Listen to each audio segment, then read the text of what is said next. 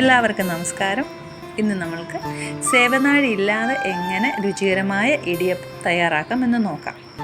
അതിനായി സേവനാഴിക്ക് പകരം ഹോസ്റ്റലിൽ താമസിക്കുന്നവർക്കും ബാച്ചിലേഴ്സായിട്ടൊക്കെ താമസിക്കുന്നവർക്കും വെളിനാട്ടിൽ താമസിക്കുന്നവർക്കും എല്ലാം വളരെ ബുദ്ധിമുട്ടാണ്. ഇടിയപ്പം ഉണ്ടാക്കണമെങ്കിൽ സേവനാഴി ഇല്ലാതെ എല്ലാവരും കൊതിയടക്കി തന്നെ ഇരിക്കുക.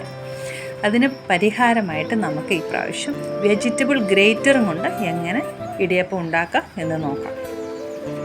അതിനായി സാധാരണ നമ്മൾ കുഴയ്ക്കുന്നത് പോലെ വറുത്ത അരിയപ്പൊടിയോ വെളിച്ചെണ്ണ കൂടി ഒഴിച്ച് തിളച്ച വെളിച്ചെണ്ണ കൂടി ഒഴിച്ച് അല്പം സാധാരണ നമ്മൾ കുഴയ്ക്കുന്നതിൽ അല്പം ടൈറ്റായിട്ട് കുഴച്ച് മാവ് ഉരുളയാക്കി വെക്കുക. അതിനുശേഷം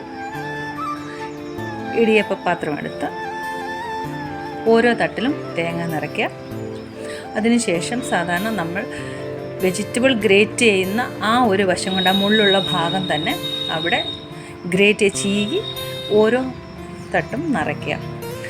നമ്മൾ വളരെ ടൈറ്റായിട്ട് ആ ഉരുള പിടിക്കാതെ വളരെ ഇത്തിരി സോഫ്റ്റായിട്ട് പിടിച്ച് ഓരോ തട്ടും നിറയ്ക്കുക.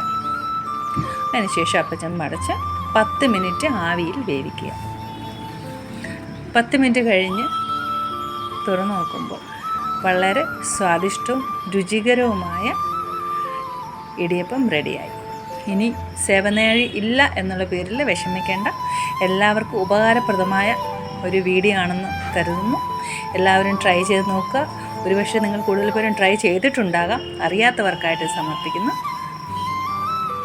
ഈ ചാനൽ സപ്പോർട്ട് ചെയ്യുകയും സബ്സ്ക്രൈബ് ചെയ്യുകയും ലൈക്ക് ചെയ്യുകയൊക്കെ ചെയ്യുക. വീണ്ടും അടുത്തൊരു വീഡിയോയിൽ നമുക്ക് കാണാം. നന്ദി, നമസ്കാരം.